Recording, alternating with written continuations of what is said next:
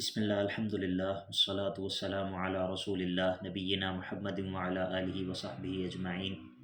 رب اشرح لی صدری ویسر لی امری واحلل عقدۃ من لسانی یفقہوا قولی۔ عزیز طلبہ و طالبات، یہ مفاتیح معرفت اللہ کے دورے کی 10ویں اور آخری مجلس ہے، اور اس مجلس میں ہم بات کریں گے کہ وہ کون سے کلمات ہیں جو کہ اللہ رب العزت کی معرفت کی کنجیاں ہیں، وہ کون سے کلمات ہیں جن پر پورے کے پورے دین کا مدار ہے، وہ کون سے کلمات ہیں کہ جو اللہ رب العزت کو سب سے زیادہ محبوب ہیں، اللہ کے نبی علیہ الصلاۃ والسلام کے محبوب ترین کلمات ہیں، اور ہمارے اس دین کے اندر قرآن مجید کے بعد جن کلمات کو پڑھنا سب سے زیادہ افضل ہے وہ کلمات، اور ان کے معنی اور ان کا مفہوم کیا ہے اور ان کی اتنی زیادہ اہمیت کیوں ہے۔ تو بنیادی طور پر ہم نے جو اس دورے کا نام مفاتیح معرفت اللہ رکھا تھا، وہ انہی کلمات کو بیان کرنے اور ان کے معانی کو سمجھانے کے لیے رکھا تھا، چونکہ یہ کلمات جو ہیں یہ اللہ تعالیٰ کی معرفت کی کنجیاں ہیں، اور وہ کلمات ہیں سبحان اللہ والحمد للہ ولا الہ الا اللہ واللہ اکبر، اللہ اکبر۔ یہ جو کلمات ہیں ان کو اللہ رب العزت نے الباقیات الصالحات بھی کہا ہے، اور ان کلمات کے فضائل بے شمار ہیں، بے شمار فضائل ہیں، یعنی کہ اگر ہم ان کلمات کے فضائل کو بیان کرنا شروع کریں اور ان کو اکٹھا کرنا شروع کریں تو اس طرح کی کئی مجالس ہمیں جو ہے وہ اس کے لیے صرف کرنی پڑیں گی، لیکن ان کلمات کے فضائل جو ہے وہ مکمل نہیں ہو سکیں گے۔ ان کلمات کے اکٹھے بھی بہت سارے فضائل شریعت کے اندر ذکر ہوئے ہیں، سبحان اللہ، الحمد للہ، لا الہ الا اللہ اور اللہ اکبر۔ اور پھر ان کلمات کے الگ الگ جو فضائل ہیں، مطلب سبحان اللہ جو ہے وہ نصف میزان کو نیکیوں سے بھر دیتا ہے، الحمد للہ کے اپنے فضائل ہیں، لا الہ الا اللہ یہ کلمہ بذات خود اس کی ایک اپنی شان ہے، اللہ اکبر اس کلمے کی اپنی فضیلت ہے۔ تو اگر ہم ان کلمات کے فضائل اکٹھے کرنے اور بیان کرنے شروع کریں تو یہ ایک ایسا مضمون ہے جو کہ ختم نہیں ہو سکتا۔ میں انشاءاللہ کوشش کروں گا کہ طلباء کے ساتھ اور طالبات کے ساتھ کچھ فضائل شیئر بھی کروں انشاءاللہ، لیکن ادھر صرف اشارہ کرنا مقصود ہے۔ یہ مجلس جو ہے یہ فضائل کے بیان کی متحمل نہیں ہو سکتی تفصیل کے ساتھ۔ صرف کچھ باتیں میں آپ کے سامنے رکھتا ہوں کہ اللہ کے نبی علیہ الصلاۃ والسلام نے ان کلمات کے بارے میں یہ فرمایا ہے کہ احب الکلام الی اللہ اربع، اللہ تعالیٰ کو جو کلمات سب سے زیادہ محبوب ہیں وہ یہ 4 ہیں، سبحان اللہ والحمد للہ ولا الہ الا اللہ واللہ اکبر۔ اور پھر اللہ کے نبی علیہ الصلاۃ والسلام نے خود اپنی پسند بیان کی، کہا کہ یہ جو 4 کلمات ہیں یہ مجھے ہر اس چیز سے زیادہ پسند ہیں، مما طلعت علیہ الشمس، جس چیز پر بھی سورج طلوع ہوتا ہے اس سے زیادہ مجھے یہ 4 کلمات محبوب ہیں، اور اس طرح اور بہت سارے فضائل ہیں۔ یہی وہ کلمات ہیں جن کے بارے میں ابراہیم علیہ الصلاۃ والسلام نے اللہ کے نبی علیہ الصلاۃ والسلام کو یہ کہا تھا کہ اپنی امت کو میرا سلام پہنچا دیجیے گا، اور انہیں کہیے گا کہ جنت کی جو مٹی ہے وہ بڑی زرخیز ہے، لیکن وہ اس پر جو ہے وہ کوئی چیز موجود نہیں ہے ابھی۔ جب آپ ان کلمات کو کہتے ہیں تو یہ آپ کا یہ کہنا جو ہے وہ جنت کی مٹی میں انسان کے لیے جو ہے وہ کاشتکاری کا جو ہے وہ باعث بن جاتا ہے، اور اس طرح بہت سارے فضائل ہیں، بہت ساری احادیث ہیں۔ سوال یہ ہے، یہ بات ہم نے دورے کے شروع میں بھی کی تھی کہ اللہ تعالیٰ جب کسی چیز کو زیادہ فضیلت دے رہا ہوتا ہے، کسی چاہے وہ قرآن مجید کی کوئی صورت ہو، قرآن مجید کی کوئی آیت ہو، شریعت کا کوئی حصہ ہو، جب اس کی فضیلت زیادہ ہوتی ہے تو اس کے پیچھے کوئی وجہ ہوتی ہے، اس کے پیچھے اس کے معانی ہوتے ہیں، وہ آیات، وہ شریعت کا وہ حصہ، وہ اصل میں ایک ایسے عظیم معنی پر مشتمل ہوتا ہے کہ جو چیز اس کو دوسروں سے نمایاں اور ممیز کر رہی ہوتی ہے، دوسروں سے ممتاز کر رہی ہوتی ہے۔ تو بنیادی طور پر یہ جو کلمات ہیں ان کے فضائل تو بہت سارے لوگوں کو پتہ ہوتے ہیں، لیکن ان کلمات کے معانی اور ان کلمات کی مرکزیت، ان کلمات کی اہمیت وہ بہت کم لوگ جانتے ہیں، اور بہت کم لوگ جو ہے نا ان کا ان کلمات کا فہم جو ہے وہ بہت کم لوگوں کو ہوتا ہے۔ اللہ اکبر۔ تو یہ جو کلمات ہیں ان میں جو سب سے پہلا کلمہ ہے سبحان اللہ، یہ کلمہ یہ کلمہ اللہ رب العزت کی تنزیہ اور اس کی پاکی کا بیان ہے۔ جب آپ کہتے ہیں سبحان اللہ، آپ کیا کہہ رہے ہیں؟ آپ اصل میں اللہ تعالیٰ کے تعارف میں وہ جو ایک اہم ترین جز ہے، ہم نے یہ بات کی تھی نا کہ اللہ تعالیٰ کا تعارف جو ہے وہ دو چیزوں پر مشتمل ہے، اللہ تعالیٰ کی پاکی بیان کرنا اور اس کے لیے صفات کمال کا اس بات کرنا۔ جب آپ کہتے ہیں کہ سبحان اللہ، آپ گویا کہ اللہ تعالیٰ کو ہر قسم کے عیب سے، نقص سے، کمی سے، کوتاہی سے اور ہر قسم کی جو خامی ہے اس سے آپ نے اللہ تعالیٰ کی پاکی بیان کر دی، آپ نے اللہ تعالیٰ کی تنزیہ بیان کر دی۔ گویا کہ وہ تمام اللہ تعالیٰ کے نام جن کے اندر اللہ تعالیٰ کی پاکی بیان کی گئی ہے، القدوس، السلام اور اس طرح دیگر جو اللہ تعالیٰ کے نام ہیں، آپ نے وہ تمام کے تمام نام جب آپ نے کہا کہ سبحان اللہ، تو آپ نے گویا کہ اللہ تعالیٰ کے وہ تمام نام جو ہے ان کا اللہ تعالیٰ کے لیے اس بات کر دیا۔ آپ نے اللہ تعالیٰ کو ہر قسم کے عیب اور نقص سے جو ہے وہ پاک قرار دے دیا۔ یہ کلمہ جو ہے جب آپ نے کہا تو گویا کہ آپ نے اللہ تعالیٰ کی تنزیہ بیان کر دی، اس کی پاکی بیان کر دی۔ اور الحمدللہ، اس کا معنی کیا ہے؟ یہ اس کا معنی سمجھنے کے لیے آپ کو تھوڑی سی ایک ٹیکنیکل چیز جو ہے وہ میں سمجھانے کی کوشش کروں گا، اور انشاءاللہ کوشش کروں گا کہ بہت آسان الفاظ میں آپ کو سمجھاؤں تاکہ آپ کے لیے مشکل نہ ہو، اور انشاءاللہ جب آپ اس چیز کو سمجھیں گے تو آپ کو یہ کلمہ جو ہے اس کی گہرائی جو ہے وہ سمجھ میں آ جائے گی۔ عربی زبان کے اندر یہ جو الف لام ہوتا ہے، جو الحمدللہ کے اندر آپ شروع میں دیکھ رہے ہیں اس کی کچھ قسمیں ہوتی ہیں اور ان قسموں کے الگ الگ معنی ہوتے ہیں۔ مثال کے طور پر بعض دفعہ یہ جو ہوتا ہے، یہ اس کو ہم کہتے ہیں الف لام استغراقی۔ یہ ایک لفظ ہے، اس لفظ کو سن کر آپ نے پریشان نہیں ہونا، میں انشاءاللہ آپ کو اس کا معنی سمجھاؤں گا۔ آپ کہتے ہیں سورۃ العصر کے اندر والعصر ان الانسان لفی خسر، آپ کہتے ہیں کہ زمانے کی قسم ہے، ان الانسان لفی خسر۔ اب دیکھیں الانسان، بظاہر تو ایسے لگتا ہے کہ انسان مفرد اور سنگولر کے لیے استعمال ہوتا ہے نا، ہم کہتے ہیں انسان تو اس سے مراد سنگولر ہوتی ہے، واحد اور مفرد مراد ہوتا ہے، لیکن یہاں پر واحد اور مفرد اور اکیلا انسان مراد نہیں ہے، بلکہ یہاں پر جو ہے وہ یہ کیسے ہمیں پتہ چلے گا کہ یہاں پر واحد اور ایک اکیلا شخص مراد نہیں ہے؟ آپ کو اسی صورت کو پڑھنے سے پتہ چلے گا۔ آپ کہتے ہیں الا الذین آمنوا وعملوا الصالحات، سوائے ان لوگوں کے کہ جو لوگ ایمان لائے اور جنہوں نے عمل صالح کیے۔ تو یہ جو آپ نے استثناء کر دیا ہے، آپ نے ایکسیپشن بیچ میں سے کر دی ہے، یہ تو تبھی ہوتی ہے نا جب پہلے زیادہ لوگ موجود ہوں، تو اس میں سے آپ استثناء کرتے ہیں، اس میں سے آپ جو ہے وہ بعض لوگوں کو جو ہے وہ ایگزمپٹ کر دیتے ہیں، بعض لوگوں کو آپ اس میں سے نکال دیتے ہیں۔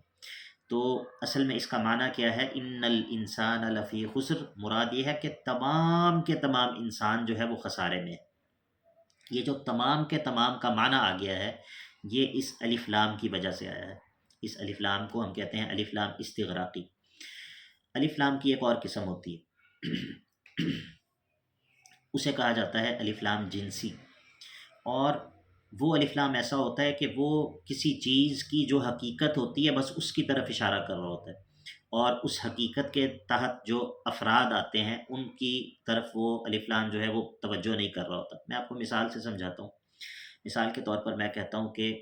الرجل اقوی من المرأة، الرجل اقوی من المرأة، مرد جو ہے وہ عورت سے مضبوط ہے، زیادہ قوی ہے۔ اب کیا یہ ممکن نہیں ہے کہ ایک خاتون جو ہے وہ ایک دوسرے مرد سے زیادہ طاقتور ہو؟ یہ تو ممکن ہے اور ایسا ہوتا بھی ہے، اور یعنی کہ ہم اس کا مشاہدہ کر سکتے ہیں، یہ کوئی ایسی بات نہیں ہے کہ جو ناممکن ہو، اور ایسا ہوتا ہے۔ تو اس کا کیا مطلب ہے کہ الرجل اقوی من المرأة؟ اس کا مطلب یہ ہے کہ جو رجل کی جنس ہے، مطلب ہم جو جن لوگوں کے اوپر رجل کا اطلاق ہوتا ہے، وہ جو افراد ہیں، ہم ان کی بات نہیں کر رہے، ہم جو حقیقت رجولیت ہے اس کی بات کر رہے ہیں، کہ وہ جو خواتین کی ایک حقیقت ہے، جو یعنی کہ خواتین کی جنس ہے، اس کی بات کر رہے ہیں۔ افراد جو ہے وہ ہمارا افراد کی طرف ہم نہیں دیکھ رہے۔ تو اس طرح کا جو الف لام ہوتا ہے اس کو الف لام جنسی کہتے ہیں، کہ جو کسی چیز کی حقیقت کے بارے میں بات کر رہا ہوتا ہے، اس کے افراد جو ہے وہ مراد نہیں ہوتے۔ اور الف لام کی ایک تیسری قسم بھی ہوتی ہے، اسے کہتے ہیں الف لام ذہنی۔ الف لام ذہنی جو ہے یہ ایسا الف لام ہوتا ہے کہ جو آ، کسی چیز کی طرف اشارہ کر رہا ہوتا ہے، لیکن وہ چیز جو ہے وہ صرف ذہن کے اندر موجود ہوتی ہے۔ مثال کے طور پر قرآن مجید کے اندر اس کی بہت ساری مثالیں موجود ہیں۔ ان میں سے ایک مثال بھی وہ ہے کہ جس میں یوسف علیہ السلام کے والد یعقوب جو ہے وہ، جب ان کے بھائیوں نے کہا کہ آپ ہمیں اجازت دیں کہ ہم یوسف کو ساتھ لے جائیں، تو انہوں نے کہا کہ انی اخاف ان یأکلہ الذئب، مجھے ڈر ہے کہ کہیں اس کو الذئب یعنی کہ بھیڑیا نہ کھا جائے۔ اب الذئب، ذئبن بھیڑیے کو کہتے ہیں اور اس پر الف لام ہے، تو بھیڑیے کا تو خارج میں اصل میں کہیں وجود نہیں ہے، مطلب کوئی ایسا خاص اور اسپیسیفک کوئی بھیڑیا تو نہیں ہے جو یعقوب علیہ السلام کا خدشہ ہے کہ وہ فلانا بھیڑیا جو ہے وہ یوسف کو کھا جائے گا، نہیں ایسا تو نہیں ہے۔ اصل میں بھیڑیے سے مراد وہ ان کے ذہن میں ایک بھیڑیا ہے، کہ کوئی ایک بھیڑیا جو کہ ذہن میں ان کے موجود ہے، اس کی طرف اشارہ ہے کہ مجھے ڈر ہے کہ کوئی بھیڑیا، وہ بھیڑیا جو کہ ان کے ذہن میں موجود ہے، وہ یوسف کو کھا نہ جائے۔ اور یعنی کہ ایسا نہیں ہے کہ باہر کی دنیا میں کوئی معین اور خاص بھیڑیا وہ مراد نہیں ہے، بلکہ وہ ذہن کے اندر ایک چیز ہوتی ہے جس کی طرف الف لام کے ذریعے اشارہ ہو رہا ہوتا ہے، اس کو کہتے ہیں الف لام ذہنی۔ لیکن الف لام کی ایک اور قسم ہوتی ہے جسے کہتے ہیں الف لام عہد خارجی۔ عہد خارجی وہ چیز ہوتی ہے، الف لام یہ وہ الف لام ہوتا ہے کہ جب دو لوگ آپس میں بات کر رہے ہوتے ہیں تو ہم الف لام استعمال کرتے ہیں کسی لفظ کے اوپر، اور وہ الف، اس الف لام کے ذریعے ایک باہر دنیا کے اندر ایک معین ایک مخصوص چیز ہوتی ہے، اور وہ متکلم کو، بولنے والے کو بھی پتہ ہوتی ہے، مخاطب کو بھی پتہ ہوتی ہے، اور ہم اس الف لام کے ذریعے اس چیز کی طرف اشارہ کر رہے ہوتے ہیں۔ اور اس کی مثال جو ہے وہ قرآن مجید کے اندر ہے، جیسا کہ قرآن مجید کے اندر اللہ تعالیٰ فرماتا ہے کہ انا ارسلنا الیکم رسولا شاہدا علیکم کما ارسلنا الی فرعون الرسول فعصا فرعون الرسول، ہم نے آپ کی طرف اسی طرح رسول بھیجا جس طرح ہم نے فرعون کی طرف بھیجا تھا، تو فرعون نے الرسول کی نافرمانی کی، الرسول فعصا فرعون الرسول فاخذناہ اخذا وبیلا۔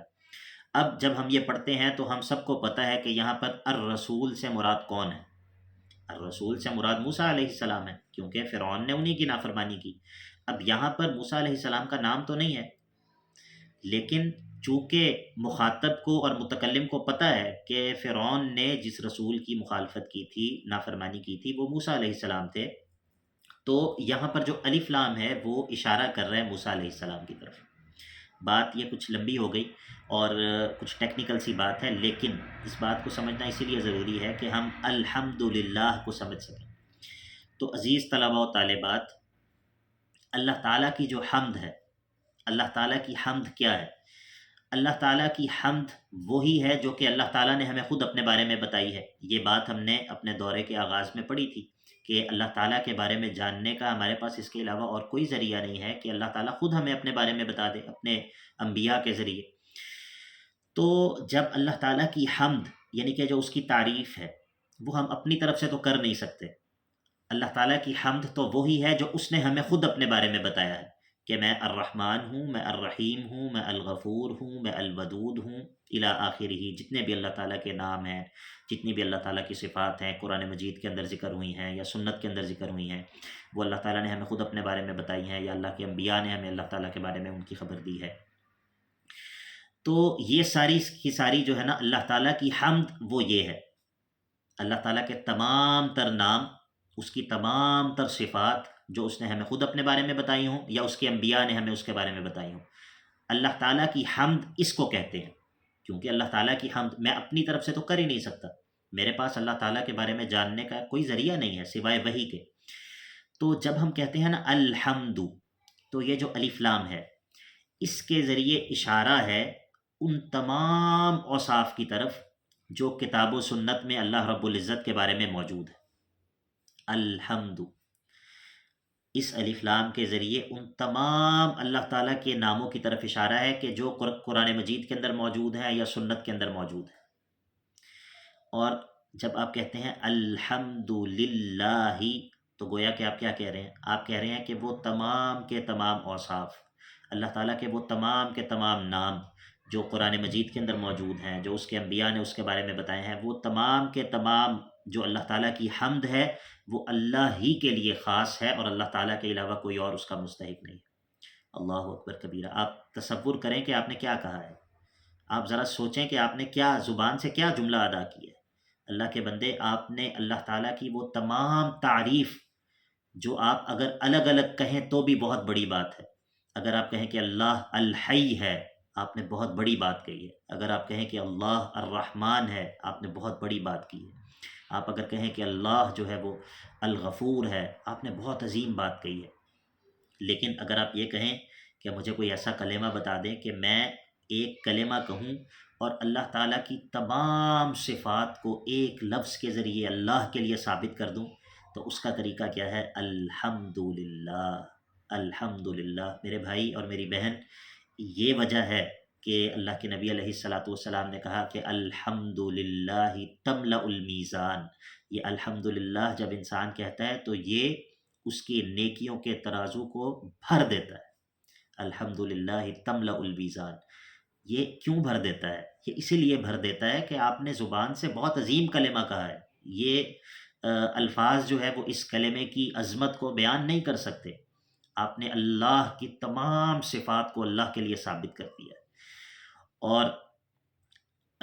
آپ نے احادیث کے اندر پڑھا ہے، یقیناً سنا بھی ہے، جس طرح سبحان اللہ و بحمدہ کے بارے میں آتا ہے نا بخاری کی آخری حدیث کے اندر، اور بھی بہت ساری احادیث ہیں جس کے اندر آتا ہے کہ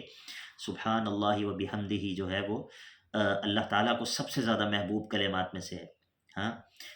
کلمتان حبیبتان الی الرحمن ثقیلتان فی المیزان، اور خفیفتان علی اللسان، سبحان اللہ و بحمدہ سبحان اللہ العظیم۔ جب آپ سبحان اللہ کو اور الحمد للہ کو اکٹھا کر دیتے ہیں، اب پہلے ہم نے سبحان اللہ کی الگ بات کی، الحمد للہ کی الگ بات کی، اب جب آپ نے ان دونوں کو جمع کر دیا، آپ نے کہا سبحان اللہ و بحمدہ، تو آپ نے اللہ تعالیٰ کی جو معرفت ہے، اللہ تعالیٰ کا جو تعارف ہے، آپ نے اس کا خلاصہ بیان کر دیا کہ اللہ وہ ذات ہے جو ہر قسم کے عیب سے، ہر قسم کے نقص سے، ہر قسم کی کمی سے، کوتاہی سے پاک ہے، اور والحمد للہ، اور ہر کمال کی صفت سے وہ متصف ہے۔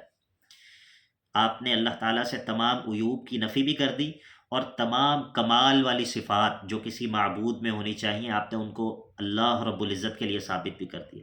تو پھر یہ کیوں نہ خفیفتان علی اللسان اور ثقیلتان فی المیزان، میزان میں سب سے بھاری کلمات ہوں، اور پھر یہ کلمات کیوں نہ حبیبتان الی الرحمن، رحمان کو سب سے زیادہ محبوب ہو۔ اللہ اکبر کبیرہ، سبحان اللہ و بحمدہ،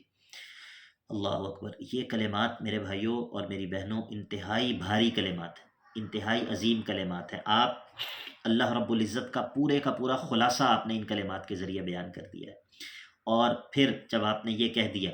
کہ ایک ذات ہے جو کہ ہر قسم کے عیب سے، نقص سے، کمی سے، کوتاہی سے پاک ہے، اور تمام صفات کمال جو کسی معبود میں ہونی چاہیے وہ اس کے اندر پائی جاتی ہیں، تو اس سے کیا ثابت ہوا؟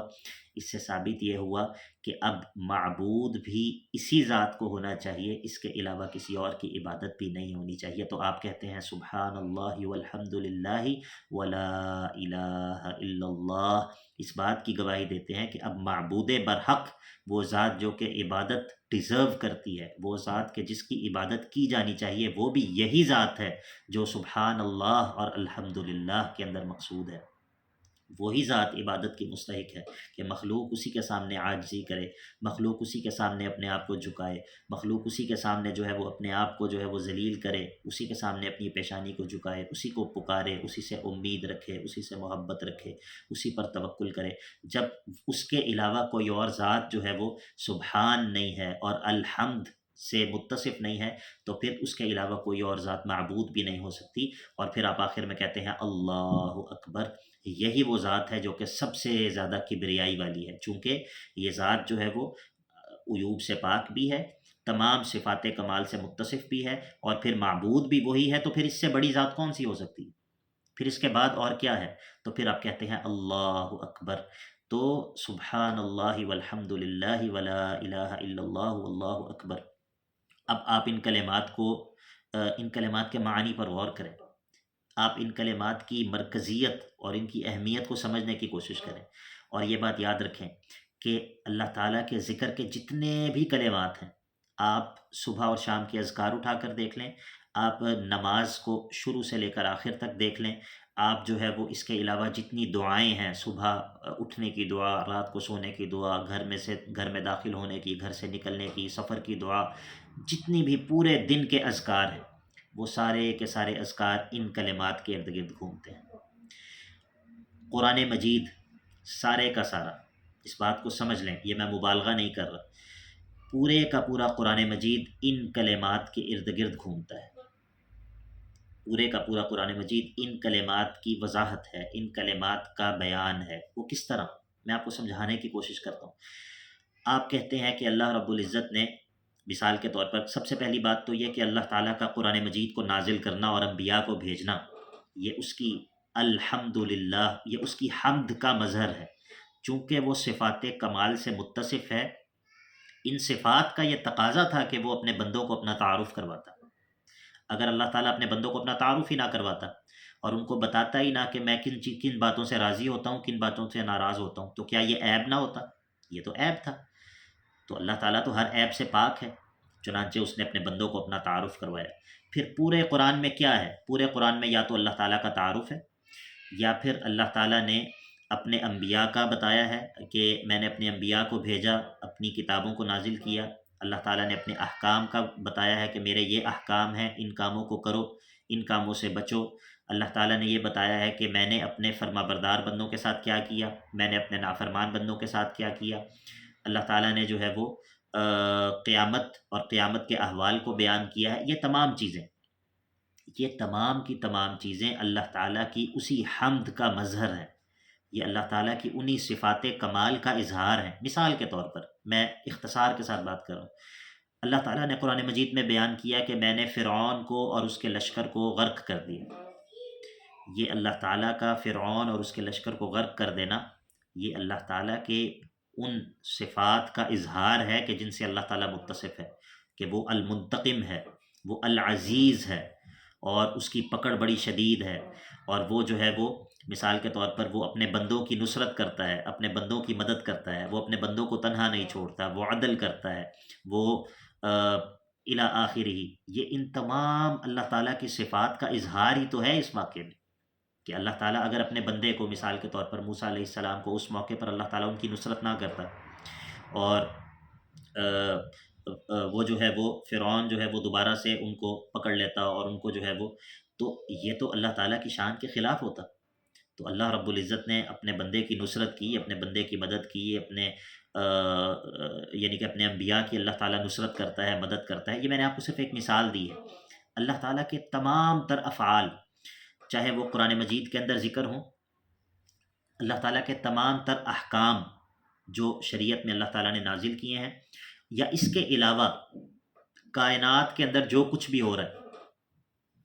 کائنات کے اندر جو کچھ بھی ہو رہا ہے، وہ اللہ تعالیٰ کی انہی صفات کا اظہار ہے، وہ اللہ تعالیٰ کی انہی کمال والی صفات کا اظہار ہے، اس سے علاوہ کچھ نہیں. پوری کائنات میں جو کچھ بھی ہو رہا ہے، جب انسان پوری کائنات میں کسی بھی چیز کو دیکھتا ہے، تو وہ جو شخص اللہ تعالیٰ کی معرفت رکھتا ہے، وہ یہ دیکھتا ہے کہ یہ تمام کی تمام چیزیں یہ سبحان اللہ والحمد للہ سے باہر نہیں ہیں. مثال کے طور پر بہت سارے ملحدین، یہ بات بھی اچھا ہوا کہ ذہن میں آ گئی، کہ یہ جو دو کلمات ہیں یہ ہر طرح کے شبہات کا توڑ ہیں. کوئی بھی شبہہ اللہ تعالیٰ کے وجود کے بارے میں، شریعت کے بارے میں، قرآن مجید کے بارے میں، انبیاء کے بارے میں، نبوت کے بارے میں، یا شریعت کے احکام کے بارے میں، شریعت کی حدود کے بارے میں، حدیث کی حجیت کے بارے میں، حدیث کی حفاظت کے بارے میں، کوئی بھی شبہہ آپ اس شبہے کو ان کلمات کی طرف لوٹا کر اس شبہے کو توڑ سکتے ہیں. کیونکہ اللہ تعالیٰ جب کمال کی صفات سے متصف ہے اور ہر قسم کے عیب اور نقص سے پاک ہے، تو مثال کے طور پر کوئی شخص کہتا ہے کہ شریعت کا جو یہ حکم ہے نا، یہ حکم مجھے سمجھ نہیں آتا، یہ حکم تو ظلم پر مبنی ہے، مثال کے طور پر. تو ہم دیکھیں گے کہ کیا یہ حکم واقعتاً شریعت کے اندر موجود ہے۔ اگر یہ حکم شریعت کے اندر موجود ہے تو اس کا ظلم پر مبنی ہونا ممکن ہی نہیں۔ کیوں؟ کیونکہ اللہ تعالیٰ تو ہر قسم کے عیب اور نقص سے پاک ہے۔ جب وہ ہر قسم کے عیب اور نقص سے پاک ہے تو اس کی شریعت جو ہے وہ کس طرح عیب والی ہو سکتی ہے یا نقص والی ہو سکتی ہے؟ ٹھیک ہے، تو اگر ہم کہتے ہیں کہ آ، مطلب کوئی بھی شبہ یہ بات کو اختصار کے پیش نظر میں تفصیل سے نہیں اس کی بات کر رہا، لیکن یہ قاعدہ یاد رکھیں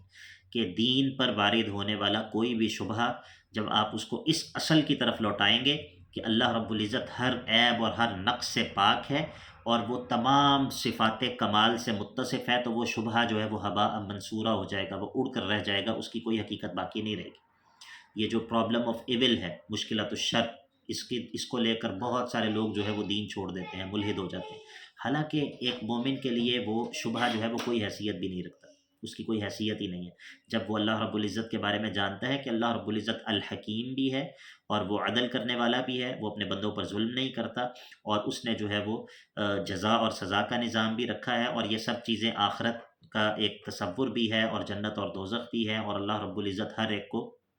اس کا بدلہ جو ہے وہ دے گا۔ جب وہ ان تمام چیزوں کو اپنے سامنے رکھتا ہے تو یہ مشکلات الشر اور دی پرابلم آف ایول ایک مومن کے لیے یہ کوئی مشکل اور کوئی مسئلہ ہی واقعی نہیں رہتا۔ تو اسی طرح یہ کلمات جو ہے یہ پورے دین کا خلاصہ بھی ہیں، یہ پوری شریعتوں کا نچوڑ بھی ہیں، یہ اللہ تعالیٰ کے تعارف کی کنجیاں اور چابیاں بھی ہیں، اور ہر قسم کے جو شبہات ہیں ان کا توڑ بھی ہیں۔ تو بنیادی طور پر اس پورے دورے کا مقصد یہ تھا کہ آپ ان کلمات کی گہرائی کو سمجھیں، ان کلمات کے معانی کو سمجھیں،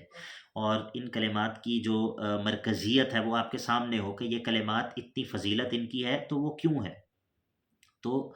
جب آپ ان کلمات کے حقیقی معنی کو سمجھیں گے تو آپ پھر ان کلمات کا جب ذکر کریں تو آپ ان معانی کو اپنے ذہن میں باقی رکھیں، اپنے ذہن میں اپنے قلب کے اندر مستحضر رکھیں، اپنے قلب کے اندر ان معانی کو حاضر رکھ کر آپ ان کلمات کا ورد کریں، اور اللہ تعالیٰ سے جب دعا کرنے کے لیے بیٹھیں تو ان کلمات کے ذریعے اللہ تعالیٰ کی حمد و ثنا بیان کر کے پھر آپ اللہ تعالیٰ سے اپنی دعا کا آغاز کریں۔ تو میں نے انتہائی اختصار کے ساتھ یہ مضمون جو ہے یہ بیان کرنے کی کوشش کی ہے، ورنہ سچی بات یہ ہے کہ ان کلمات کو اگر بیان کیا جائے اور ان کلمات کے فضائل کو، اور پھر ان کلمات کے الگ الگ جو فضائل کتاب و سنت میں ذکر ہوئے ہیں، قرآن مجید کے اندر سبحان اللہ جو ہے یہ کس کس طرح بیان ہوا ہے، قرآن مجید کے اندر الحمدللہ اللہ تعالیٰ کی حمد کس کس طرح بیان ہوئی ہے، اور کس کس کی زبانی بیان ہوئی ہے، فرشتوں کی زبانی، جنتیوں کی زبانی، انبیاء کی زبانی، اور پھر لا الہ الا اللہ یہ کلمہ اس کی کیا شان ہے، اس کی کیا تفصیل ہے، اس کلمے کے کیا الگ فضائل ہیں، اور اللہ اکبر یہ کلمہ جو ہے اس کے بارے میں کیا کچھ موجود ہے۔ اگر اس بارے میں تفصیل کی جائے تو بات بہت لمبی ہو جائے گی، لیکن اصل مقصد یہ ہے کہ ان کلمات کی جو اصل معانی ہیں جس کی وجہ سے ان کی یہ فضیلت ہے، ان معانی کو سمجھ لیں، ان مفاہیم کو جان لیں، تو مجھے امید ہے کہ انشاءاللہ یہ دورہ جو ہے وہ آپ سب کے لیے اور میرے لیے نفع مند رہا ہوگا، مفید رہا ہوگا۔ وصلی اللہ تعالی علی نبینا محمد وعلی آلہ وصحبہ اجمعین۔